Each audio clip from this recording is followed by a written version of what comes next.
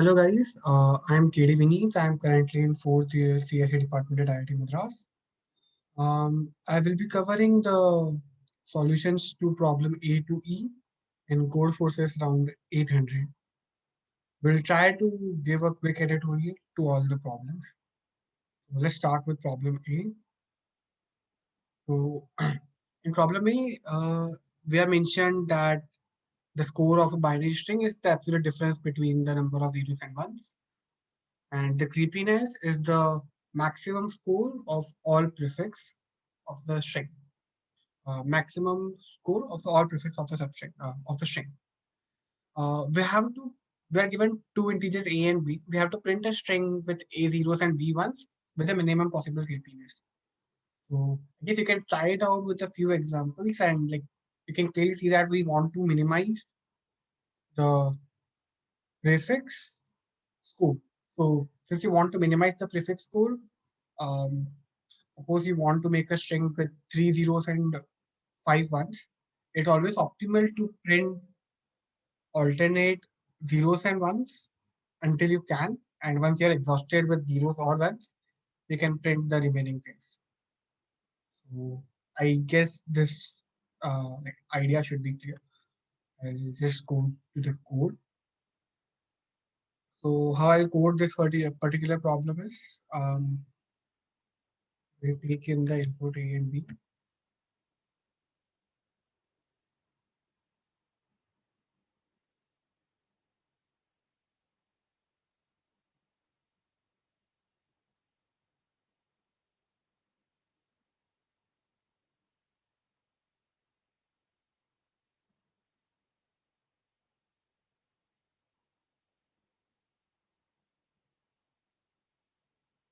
And I plus plus.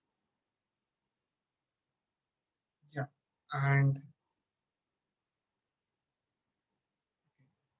I just put one here. So if a equal to 0 and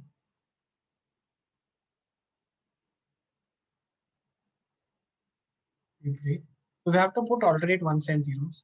So what I will do is, there can be multiple ways of doing it. I will just show how I would have done that. So if I is odd and a is greater than 0,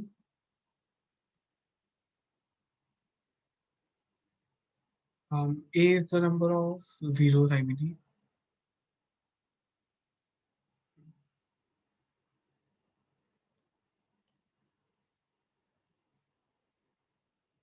And similarly, if it's even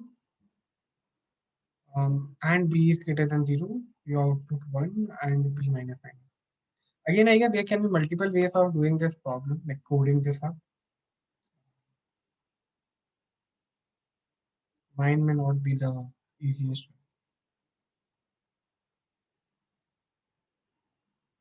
So as you can see, I guess it does what we want.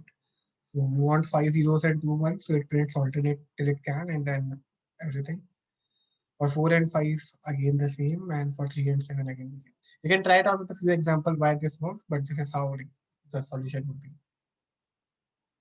Let's go on to the next problem. Um, yeah. You have said that a binary string of length m, indexed from 1 to m, is called paranoid if the string length can be reduced to 1 by performing these two operations. So in one operation, you can take 0 and 1 anywhere in the string and replace it with 1, or you can take 1 and 0 and replace it with 0. So I guess like, and what we're asked is we're given a string and we're asked how many substrings in that string uh, are paranoid. We'll just try out with a few examples of what strings can be paranoid and what can be. So since it's a binary string, it's kind of a like you can first start with a string of length 1. You can say 1 and 0 are like always paranoid. So any string of length 1 and 0 of length 1 would be paranoid. If you see 1 and 0, you can convert it to 0. And if you see 0 and 1, you can convert it to 1 by performing some operation. So strings of length 2, if 1 and 0 or 0 and 1 can be are paranoid. And but if you see 0, 0 and 1, 1 can't be changed. because there is no movement that you can do. Once you have two consecutive characters which are same, then you can't make them paranoid. Um, in this case, you can see that using this particular one, we can remove all these zeros. So first, using the first operation, we will make this to just one, then this to just one, then one, and you can also remove this. And by using this zero, you can erase all these ones. But you will see that these pairs of zeros would always remain at the end. So the thing is, uh, if your string has two consecutive elements at the last, you can never make it paranoid. Like it cannot be paranoid. While if the last two consecutive characters are different, you can always make it paranoid. Or you can always take one character and remove everything from everything that you can from behind it. So you can keep on doing it in this way. So suppose the last two characters are 0 and 1, which are different, and now you can have anything in between. So now what you will do is, using this particular one, you will remove everything behind this. Using this 0, you will remove everything behind this using the second operation. Using this one, you can remove, or maybe say multiple ones. Using this one, you can remove everything behind this. And using this 0, you can remove everything behind this. So the only thing is the last two characters should be different. Since we are asked for substrings, I'll tell you what we can do. So, yeah.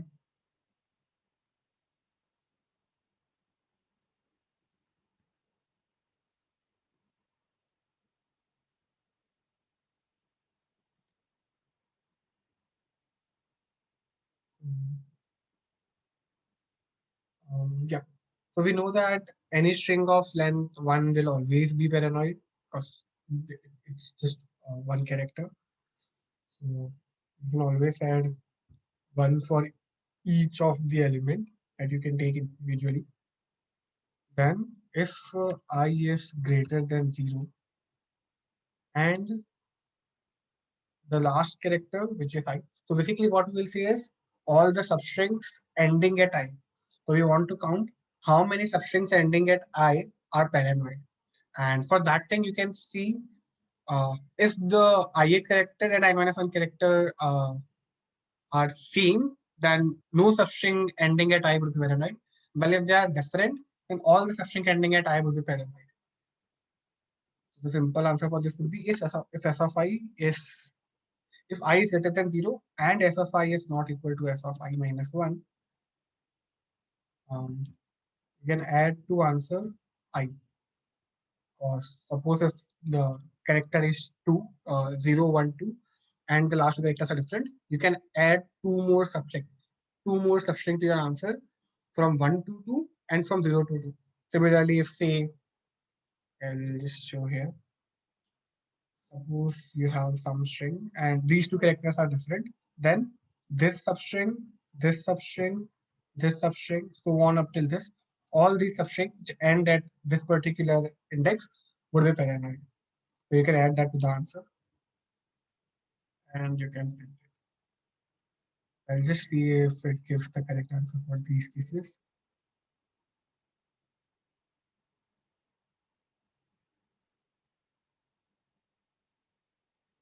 Yeah, as you can see, it gives the correct answer.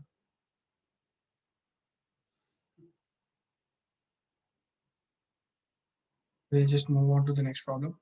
From next problem onwards, I will be coding the particular code. I'll just show you how I did it in the contest. We'll see the problem first. So, directional increase. We have an array of length n, initially each element of which is equal to 0. And there is a pointer on the first element. You can do two kinds of operation any number of times, possibly 0. You can take the current pointer and go to the, if it's not the last element, you can increase the element on the current pointer by 1 and go to the next element. And the second type of operation is, if the pointer is not the first element, you can decrease the element the pointer is currently on by 1 and go to the previous element. So I guess like for these kind of problems, it's just a nice idea to always see a few examples. Initially, you start with all zeros, then your current pointer is on 1. What you can do is take the pointer ahead. Um, Take the current pointer ahead and change this to 1. Take it ahead and 1, 1, 1, 1. At some point, you can decide to go back. So you will make this -1 and go back. Maybe make this again -1 and go back. I'll just separate -1s. And now you're here.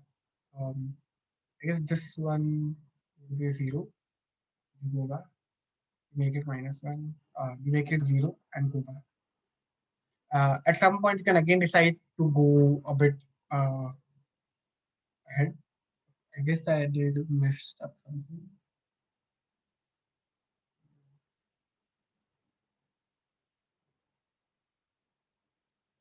That is fine. So yeah, at some point you may decide to go ahead again, and you can again do this operation. So something like 1, 1, 0, 1, so on, and then you can again decide to come back. So this is what the problem statement is. Now what we have to do is we are given an array A. We need to decide if after some finite number of operations, can the array starting with 0 can be converted to A? Can it be converted to A? So you can try out with a few examples. One thing which you can see is every time you go ahead, you increment the sum of the array by 1, and every time you come back, you would decrement some element by 1. So the sum of all the elements would also get decrement by 1. And since it's mentioned that you start at the first element, and that once you are done, you have to point to the first element again. The number of times you go ahead should be equal to the number of times you come back. So uh, the sum of all the elements should be 0. I'll just the code here. So you find the sum of all the elements, and if the sum of elements is not 0, you return false because it's not possible. Sum of elements should be 0. Another thing which you can observe is um, yeah, at any point when you go ahead, you increment the prefix of that element, prefix uh, of that particular array by 1. And when you come back, you will decrement that prefix by 1. So we can try out with a few examples. You can see for the examples over here. You can see that all the prefix sums would be positive. So it turns out that uh, every time the prefix sum is positive, like if all the prefix sums are positive, you can always convert that into the array. And when it's not, you cannot do that. I guess it should be clear why when the prefix sum is uh, not positive every time, then you can't convert, because the way we do operation, we always ensure that the prefix sum is positive. While for the other case that whenever prefix sum is positive, you should be able to make it. That's something you would have to think a bit upon, but that can be doable. But I guess for the contest, this thing should be enough that you just see that the prefix sum would always be positive, and you see that it works out for the given examples as well. I guess you can just go in the contest with a bit of intuition. And for the code of same, I guess that's a bit simple. You just look at the last non-zero element, because like zeros are fine at the end. We don't care about them. J is the last non-zero element, and then till j, you find the sum. If the sum is less than 0, then you know that it's not possible. While if the sum is 0 and I is not equal to j, that is, it's not the last non-zero element, then also you can't do, because all the prefix sums should be positive. And if all the prefixes have positive sum, then it can be possible and you return 0. I hope that's clear. I'll move on to the next problem, which is D, fake plastic trees. So in D, you are given a tree and be something like this.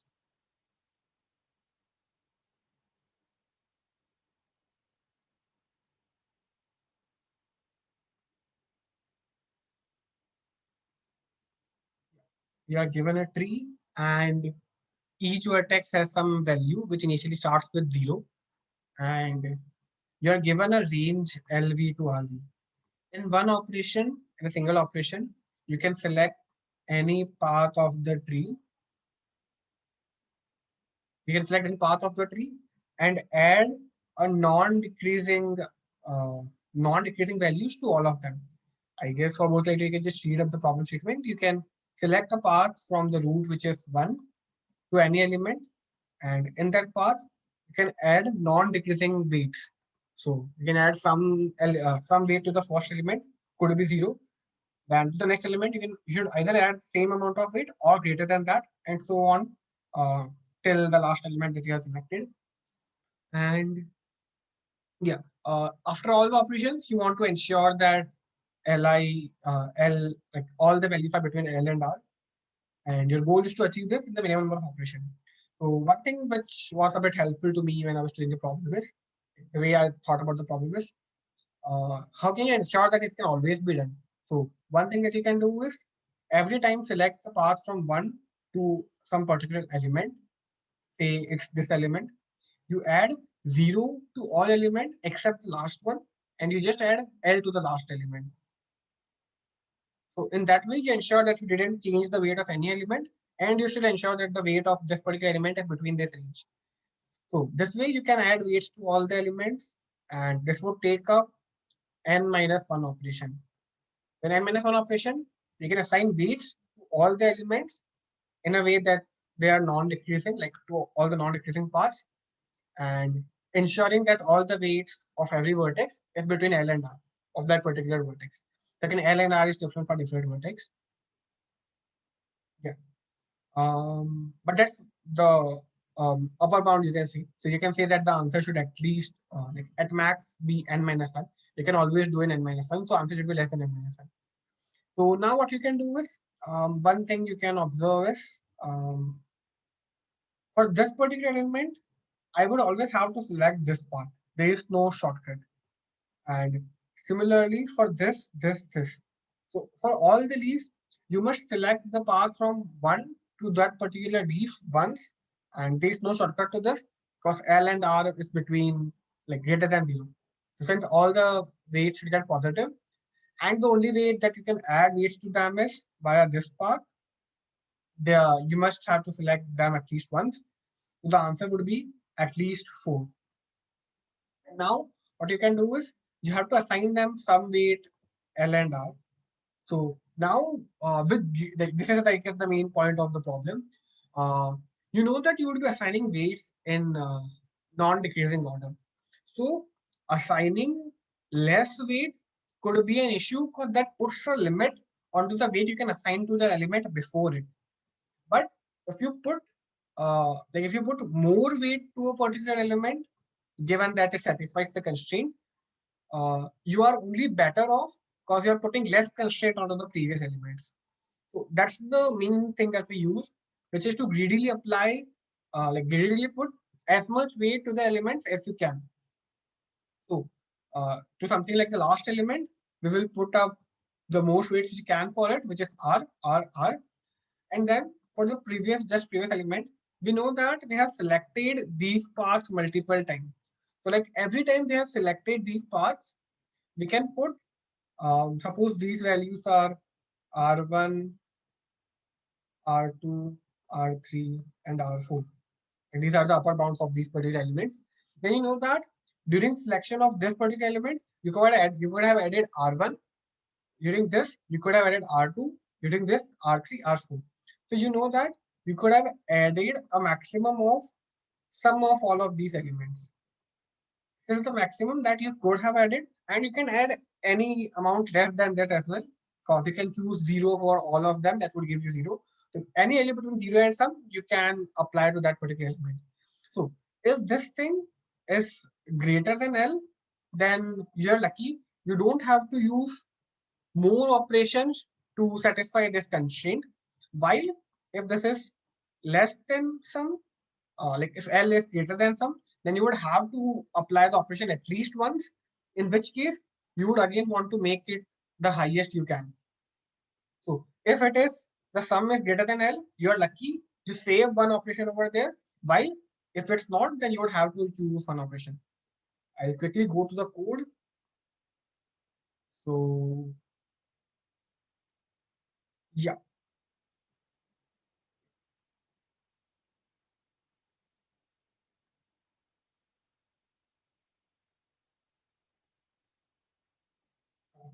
So you start with taking an input the number of nodes in the tree, and you make your adjacent list, and you take an input the range for each element, and then you do the DSS. And in DSS, what I have done is uh, you first see if the particular element is leaf or not. So when count is 0, which means there are no children, then the particular element is leaf. In which case, I will always increment the answer by 1. I have initialized answer to 0 here. You'll always increment the answer by 1 because you will have to choose that path, and you will return the maximum weight that you can put in that uh, vertex. So this DFS would return the maximum weight you could have kept in that child, which is the maximum weight you can also use for its parent. So if it's a leaf, you do this. If it's not a leaf, you make a sum, like you sum up all the weights of its children. So you sum the values of DFS of all its children. And if that sum is greater than L, then you don't have to do anything. You just return minimum of sum comma R. Or you don't want to put, you don't want to assign weight to that node greater than R. So you return this, which is the maximum weight you can kept over there without uh, having any additional cost. So this can also be written as answer plus equals to 0. You don't add anything to the answer. While if this is not the case, then sum is less than L, in which case you would have to use one more operation, and in which case it's more efficient to just make it to R. So in that case, you return R. So this is how your DSS works. You can try it out a bit with hand for a few test cases, how it's exactly working, and you will be able to figure out like, what's exactly going on. So that is solution to the problem D. We will quickly go to the solution of problem E. Problem E was quite interesting.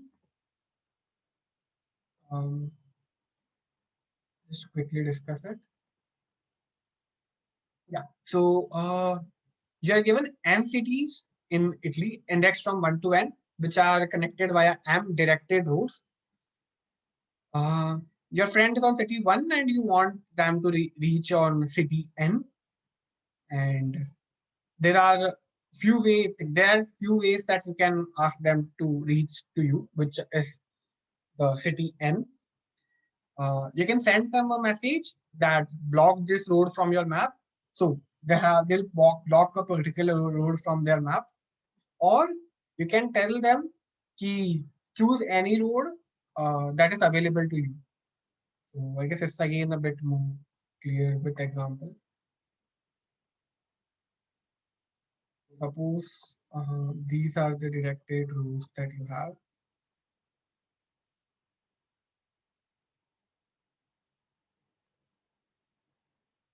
These are all the intermediate nodes. This is where your friend is. This is where you are. So in one message, you can tell your friend to block some road from from the map they are having. You both have the same map. Uh, and or you can tell them to go on to the any road that is open to them right now. So in this case, they will choose this road. You have to find what is the minimum number of days in which you can ensure that your friend reaches to you. So every message you tell would take up 1 day. So when you tell them to block a road from their map, they would block that road. It would take them 1 day, and they would stay on their position which they are on. While if you tell them to move, they will randomly select. So in case this wasn't blocked, they would randomly select any road between them and go on that. And again, they would just travel one road, and that would take up 1 day. So in this case, if you don't tell them to block any road, they might probably take up the larger path because it's random. You want minimum number of days in the worst case. So this would be 4 days if you don't ask them to block any road. While what you can do is you can first ask them to block this road from their map, which takes up 1 day, and ask them then to travel these two roads, which takes up 2 days. So in this case, you can ensure that they would reach to you in 3 days. Um, how you would think for this particular problem is uh, you kind of think, what if you were like what would you do if there were no blocks involved? Then we know that this is a standard problem in which you have to find the shortest distance between a two vertex A and B, where all the edges have the same weight. So if you would know, this can be done using BFS. You just start from the source and do BFS, and the level on which you find your starting point is your answer. We'll do like something very similar to that here. We'll start from the last node and we will find uh, when can you reach source. So we will first find what are the vertices from which you can reach the final node during in exactly 1 day, and then you find the vertices using which you can reach the destination in exactly 2 days, and so on. What you kind of try to ensure in BFS and in these ways, every time you go to the next vertex, its answer would always be greater than the previous vertex. So this is what something is common in BFS and which you would also be using. So I will just go to the code. Um,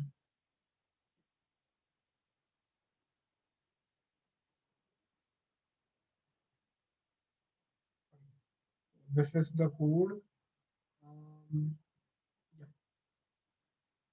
Okay, so you start with taking in the input, the number of nodes and the number of edges. You take in the input, which are the directed rows.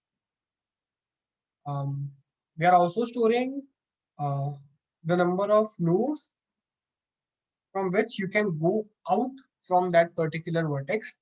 So since there is a direct edge from U to V, I will increase the count of U by 1, which is the number of ways in which you can go out from U. Then I'll create a vector pos, which is all the vertexes. So I'll just write it down, that should help. So pos of I is all vertex from which you can reach n in I days.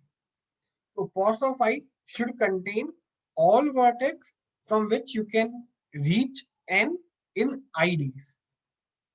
So, so in this case, since you can reach from 1 to n in 3 days, 1 as an element would be there in the vector pos of 3.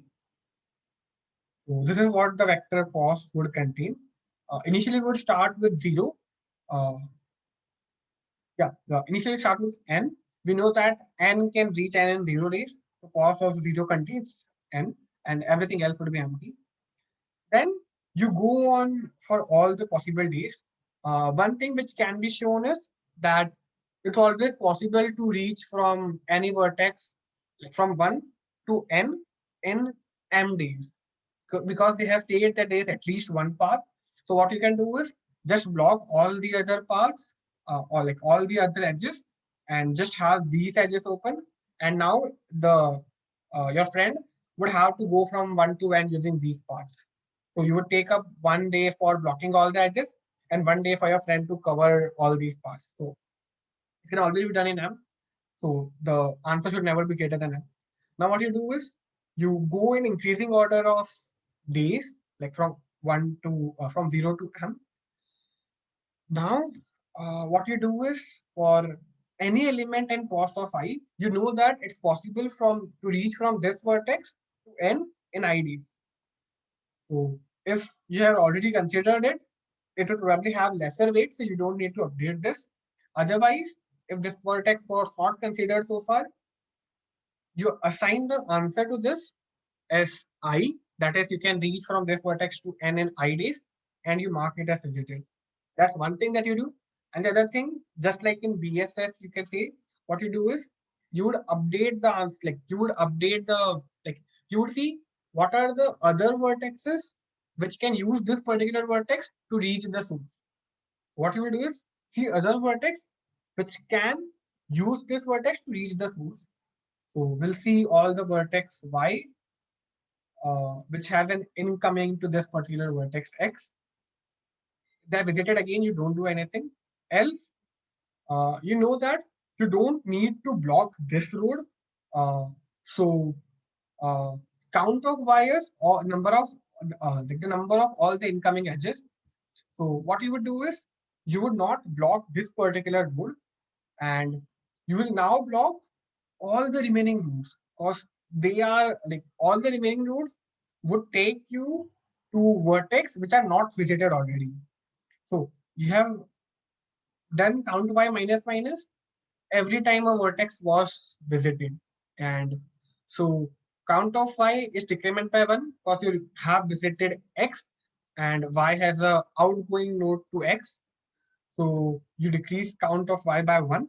And now your answer would be for y, like a possible answer for y is that you block all the remaining count of y nodes, and you take up I days to go from, like you take up 1 day to go from y to x, and I days to go from x to source. If in the 1 day you take any road which leads to any vertex, it would either be I, which is for x, or less than I, because we are only considering vertex which are already being visited, and they are definitely less than I. That's kind of what the BFS part we are using. So this is temp. If this is less than equal to m, we will put y as a like y as a possible path to reach the destination n in temp days. So pause of temp, push back y, and this is what we continue. In the end, we just print the answer for them. So that's the solution for E. I guess the solutions were a bit quick, but you should probably pause up a bit in between and think up a bit from yourself. You can look at the code and look at the explanation and maybe try to work out a few examples by yourself, and you should probably be able to get all the solutions. So I guess that is it from my side. If you have any questions or any queries, feel free to put them in the comments. Thank you.